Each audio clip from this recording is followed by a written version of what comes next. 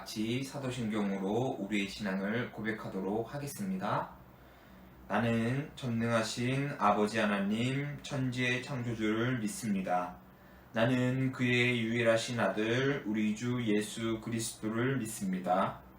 그는 성령으로 잉태되어 동정녀 마리아에게서 나시고 본디오 빌라도에게 고난을 받아 십자가에 못 박혀 죽으시고 장사된 지 사흘 만에 죽은 자 가운데서 다시 살아나셨으며 하늘에 오르시어 전능하신 아버지 하나님 우편에 앉아 계시다가 거기로부터 살아있는 자와 죽은 자를 심판하러 오십니다. 나는 성령을 믿으며 거룩한 공교회와 성도의 교제와 죄를 용서받는 것과 몸의 부활과 영생을 믿습니다. 아멘.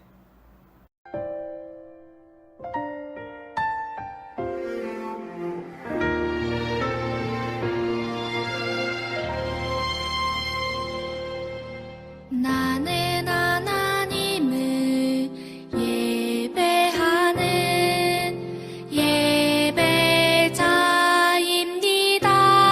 예배자입니다. 내가 서 있는 곳 어디서나 하나님을 예배합니다. 내 영혼 거룩한 은혜를 내 마음 완전한 하나님 향하여 이곳에서 바로 이 시간 하나님을 예배합니다.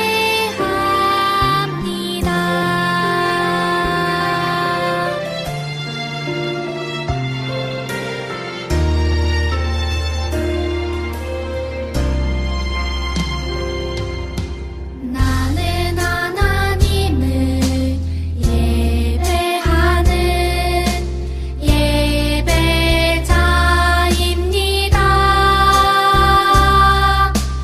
내가 서 있는 곳 어디서나 하나님을 예배합니다.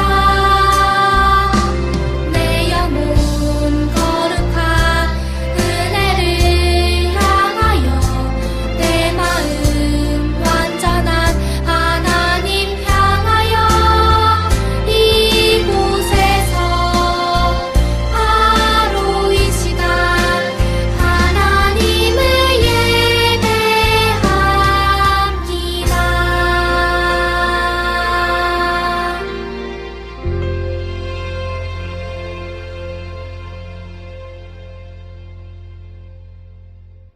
오늘 우리에게 주신 하나님의 말씀은 출애굽기 3장 14절 말씀입니다.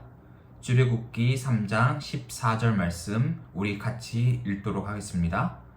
모세가 하나님께 아뢰되 내가 이스라엘 자손에게 가서 이르기를 너희 조상의 하나님이 나를 너희에게 보내셨다 하면 그들이 내게 묻기를 그의 이름이 무엇이냐 하리니 내가 무엇이라고 그들에게 말하리이까. 하나님이 모세에게 이르시되 나는 스스로 있는 자이니라. 또 이르시되 스스로 있는 자가 나를 너희에게 보내셨다 하라. 오늘 말씀은 우리가 잘 알고 있는 모세가 출애굽을 하는 과정 가운데서 그 이야기가 펼쳐지는데 그때 하나님을 처음 만나게 되는 장면입니다. 그리고 오늘 그 과정 가운데에서 하나님은 스스로 있는 자이시다라고 고백하는데 그 스스로 있는 자 그리고 하나님은 왜 그 이름을 스스로 있는 자라고 하셨는지에 대해서 살펴보고 그 의미를 통하여서 우리의 믿음과 삶이 어떠한지 그 의미가 무엇인지에 대해서 한번 살펴보도록 하겠습니다. 아까도 말했듯이 오늘 본문은 하나님과 모세가 만나는 장면입니다. 오늘 본문 13절 말씀을 보면은 이렇게 이야기를 합니다. 모세가 하나님께 아뢰되 내가 이스라엘 자손에게 가서 이르기를 너희의 조상의 하나님이 나를 너희에게 보내셨다 하면 그들이 내게 묻기를 그의 이름이 무엇이냐 하리니 내가 무엇이라고 그들에게 말하리이까. 고대에는 이름이 매우 중요했어요. 왜 그 이름이 중요했는지에 대해서 오늘 살펴보면은 첫 번째 사진을 보면은 알 수 있는데, 이 첫 번째 사진은 어디서 많이 봤던 사진일 거예요. 어디서 많이 봤냐라고 하면은 영화 어벤져스에서 많이 봤을 거예요. 이 배역을 맡은 사람, 그리고 이 배역의 이름은 토르라고 하죠. 그런데 이 토르가 자신을 소개할 때 이렇게 소개를 하고 있어요. 나는 오딘의 아들 토르다 라고 이야기를 하고 있어요. 이 오딘의 아들 토르라고 하는 것은 자신을 설명할 때 자신의 앞에 자신의 아버지가 누구인지에 대해서 소개를 하므로 자신의 소속감에 대해서 이야기를 하고 있죠. 그리고 오딘은 이 영화상 안에서 7개의 행성을 다스리는 신으로서 묘사가 되어 있죠. 그래서 아버지의 명성에 기대어서 나 자신을 소개하고 있고, 그리고 그만큼 아버지의 이름이 강했다라고 하는 뜻도 될 수 있습니다. 하나님께 이름을 묻는 것도 같은 의미입니다.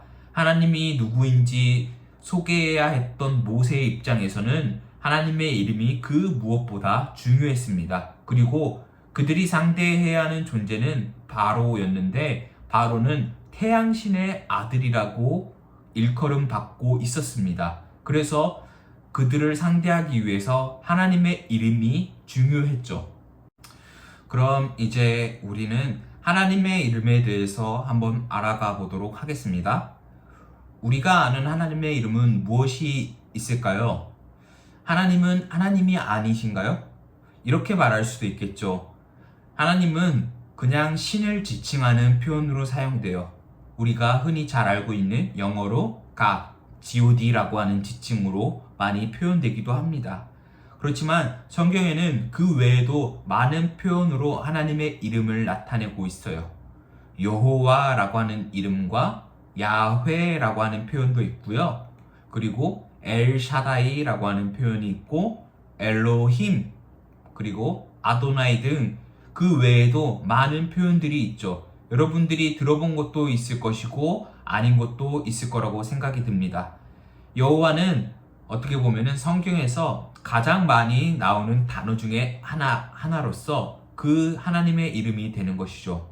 그런데 이 표기가 히브리어로는 조금 다르다고 해요. 히브리 표기상에서 하나님은 성경책에 YHWH로 기록되어 있는데, 하나님의 이름을 직접적으로 쓰면 안 된다라고 이스라엘 백성들은 배워왔대요. 그래서 성경에서 표기를 할 때 자음만 표기를 했다라고 해요. 그래서 지금은 어떤 이름인지 정확히 알 수 없지만 여호와로 먼저 읽기 시작했고, 최근에는 야훼로 읽기 시작했어요.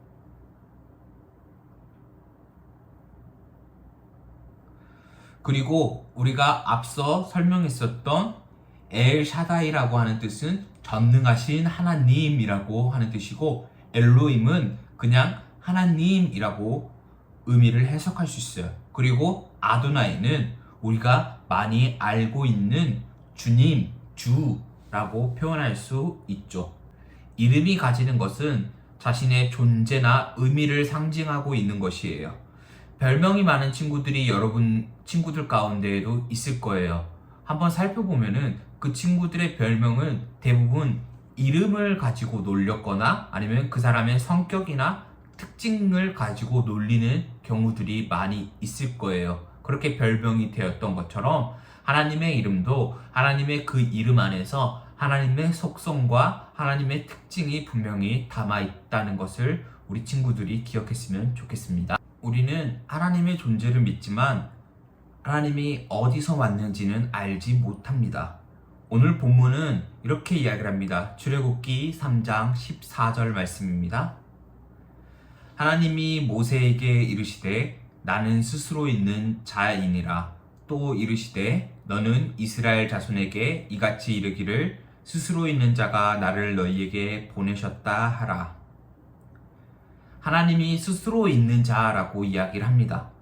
영어의 표현을 보면은 I am who I am인데 그냥 직역으로 해석하자라고 하면은 나는 나다라는 표현 정도가 될 것 같아요.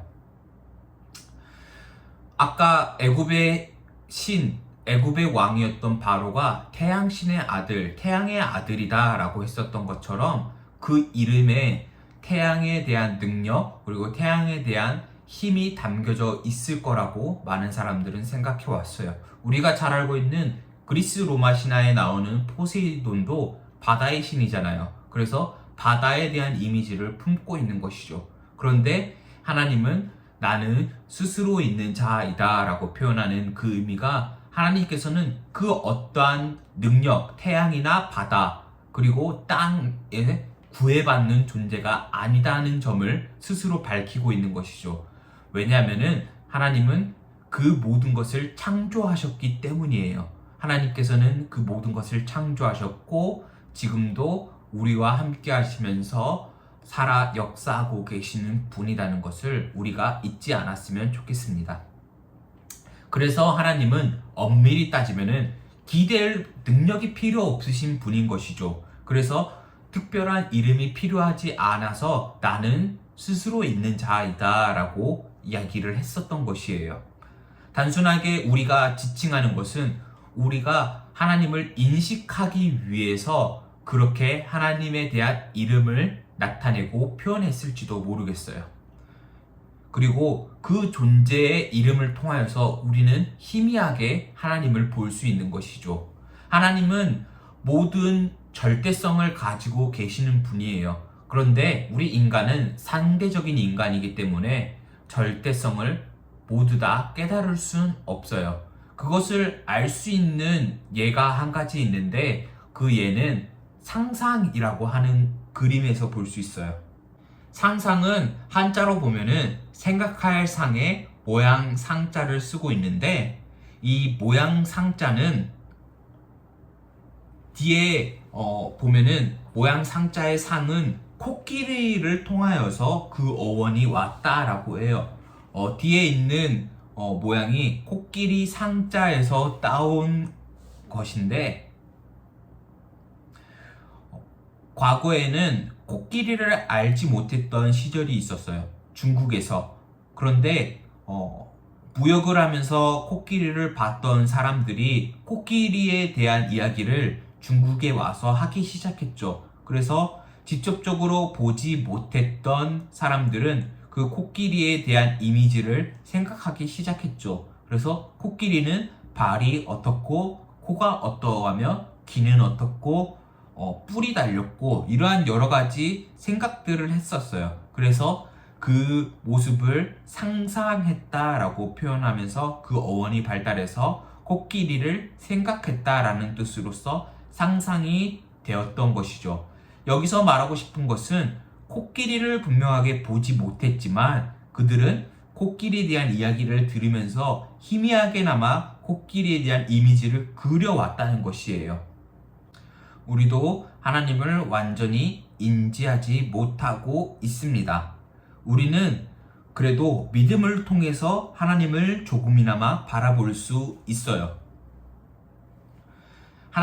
보이지 않는 하나님을 바라보는 방법으로는 그림에서처럼 자연의 신비를 통하여서 아름다운 자연 광경을 보았을 때 우리가 황홀함을 느끼는데 그 황홀함을 느끼면서 하나님께서 이 땅을 창조하셨고 함께 하셨구나 라고 하는 사실을 깨달을 수 있어요.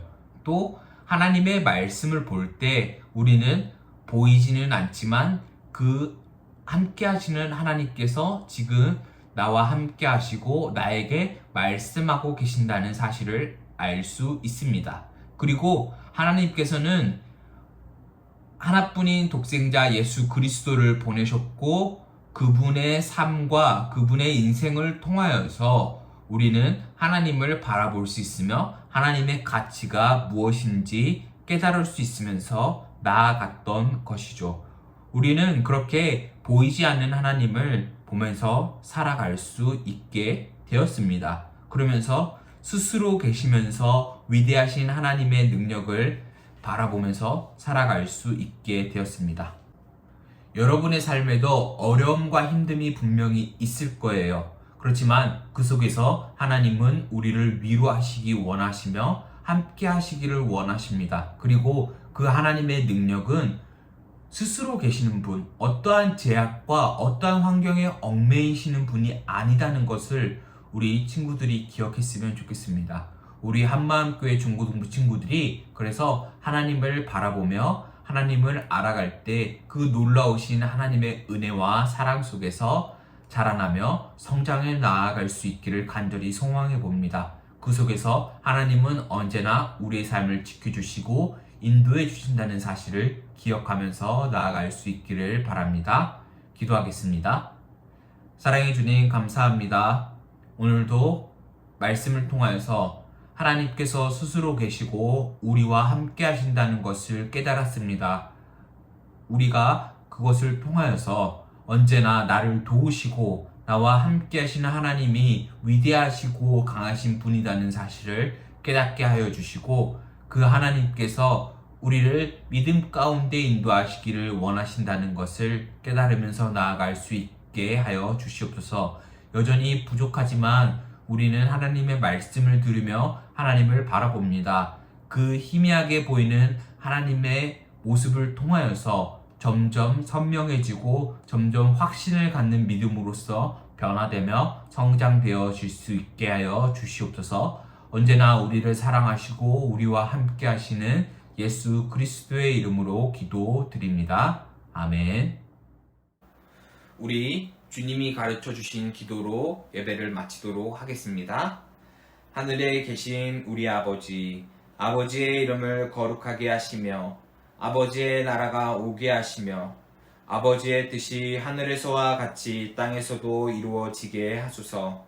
오늘 우리에게 일용할 양식을 주시고 우리가 우리에게 잘못한 사람을 용서하여 준 것 같이 우리 죄를 용서하여 주시고 우리를 시험에 빠지지 않게 하시고 악에서 구하소서. 나라와 권능과 영광이 영원히 아버지의 것입니다. 아멘.